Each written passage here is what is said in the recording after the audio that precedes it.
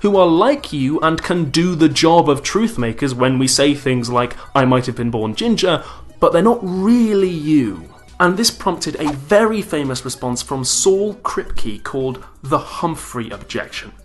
Herbert Humphrey lost the 1968 US presidential election to Richard Nixon. Now, Humphrey might have won, which means in some concrete possible world, Humphrey won.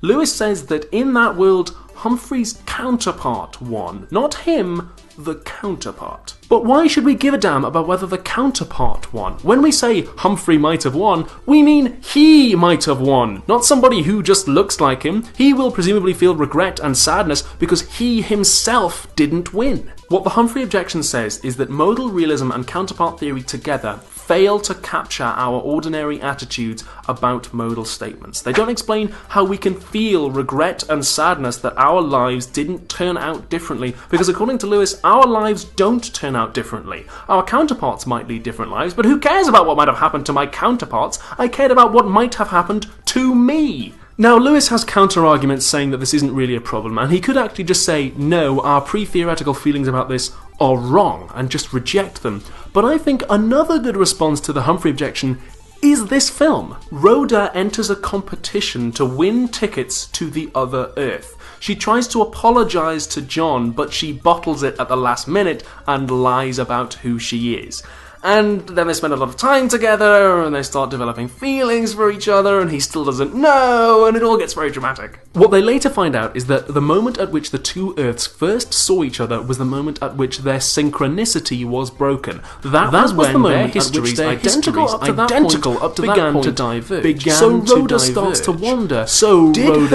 to wonder, duplicate, her counterpart, crash into Earth 2, John's car that night. I'm going to spoil the ending, so if you don't want to know what happens, then just mute your volume and I'll tell you when it's safe to come back.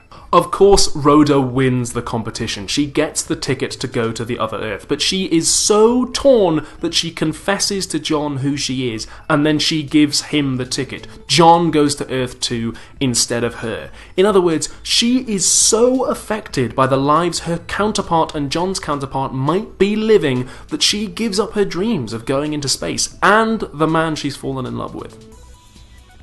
In other words, Rhoda is deeply affected by her counterpart. She is so moved by what she thinks her and John's counterpart might be doing that she does all that stuff I just mentioned. I think this film is quite a powerful argument against the Humphrey Objection. Rhoda does give a damn about what her counterpart might have done. It drives her whole character arc, she cares about it so much.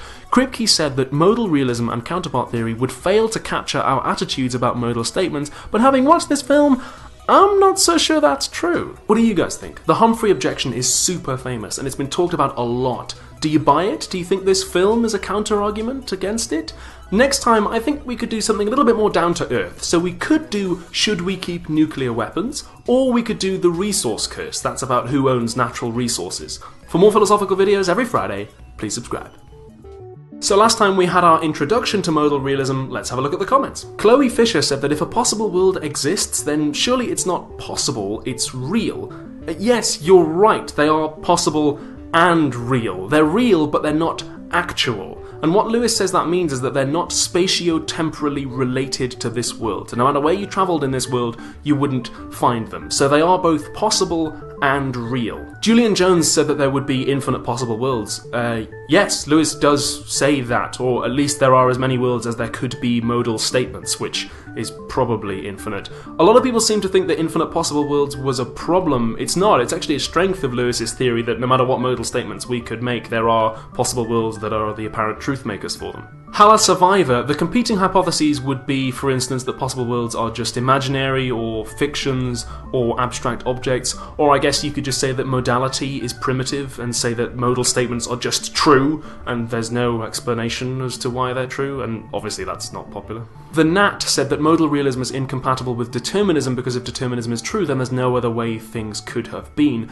There isn't actually a tension there, because we could still say that antecedent causes necessitate later effects, and imagine that those causes themselves could have been different, that there are possible worlds with different causes in. So be careful not to confuse causal necessity with metaphysical necessity. Booth That John said that we need to rule out impossible worlds if we're to avoid contradiction, and you weren't the only person to mention them. Lewis says that since impossible worlds are contradictory, you can't actually coherently state what they would be like. They're just nonsense, so he doesn't have to explain them. He's like, well, when you can coherently tell me what it is that my theory supposedly can't explain, then I'll get back to you. One of my problems with Lewis is that in doing that, he appeals to the law of non-contradiction, which is taken to be necessarily true, and necessity is usually taken to be a modal notion, so I'm not entirely convinced that he really does eliminate primitive modality, but that is getting very, very technical. You're also quite correct that there is this question, how do we get to know about possible worlds? If they never interact with this one, then how did we ever detect them? There's a similar question with abstract objects, which we talked about at the time before last. This is why Lewis takes that Quinean approach and says that we should believe in the existence of whatever our best theories quantify over, even if there's no physical evidence for them. By the way, Bo W., the statement I could have travelled to a possible world isn't just false, it's necessarily false because possible worlds are definitionally causally isolated. Jason the Sage says that since there could be no physical evidence for possible worlds, we shouldn't investigate whether they are valid.